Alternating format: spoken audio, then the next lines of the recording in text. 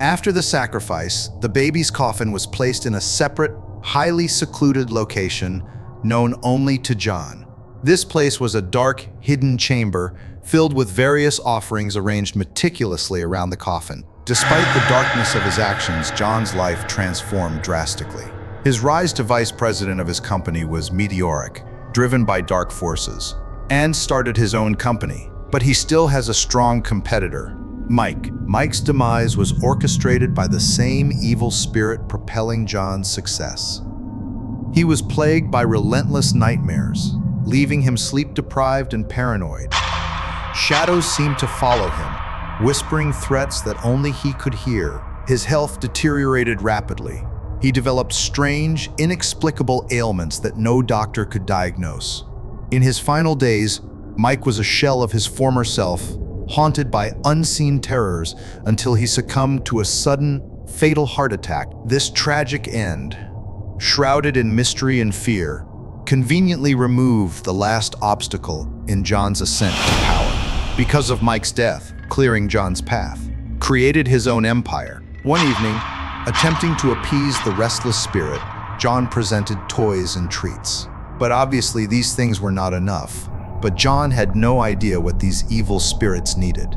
Inside the coffin, the malevolent spirit murmured and howled, its cries echoing ominously through the dark room. George only instructed John to regularly offer toys and sacrifices, but no one truly knew what the infant spirit desired. Despite John's meticulous adherence to these rituals, the real longing of the malevolent infant remained a mystery, eluding even the most careful observance of the prescribed offerings. Yes, his lover, Sarah, unsuspectingly announced her pregnancy.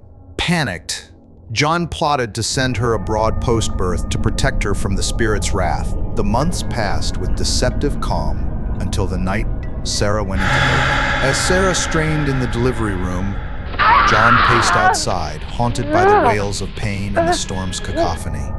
Each flash of lightning seemed to illuminate his darkest fears. When the nurse finally emerged, her smile was bright, but it sent a chill down John's spine. Congratulations.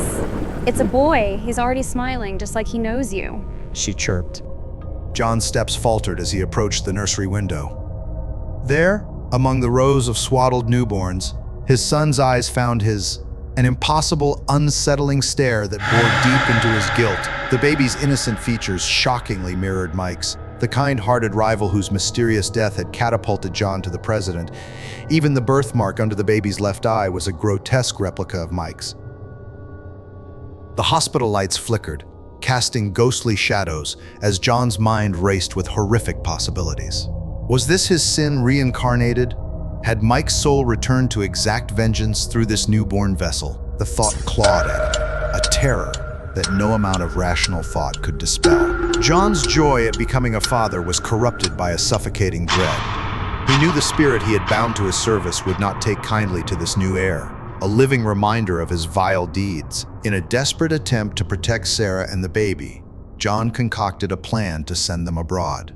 Each passing day was a tightening noose, the domestic bliss, a macabre facade. John's nights were sleepless, haunted by the infant's knowing gaze and the lurking presence of the vengeful spirit, always watching, always waiting. The day of their departure was fraught with tension. John packed their bags with trembling hands, his every move shadowed by the palpable wrath of the unseen. The air in the house was thick, charged with a sinister energy that seemed to whisper dark omens. As Sarah cradled their son, oblivious to the looming danger, John's heart broke under the weight of his dreadful sentence. He knew the reckoning was near, and the storm outside was only a prelude to the tempest about to engulf their lives.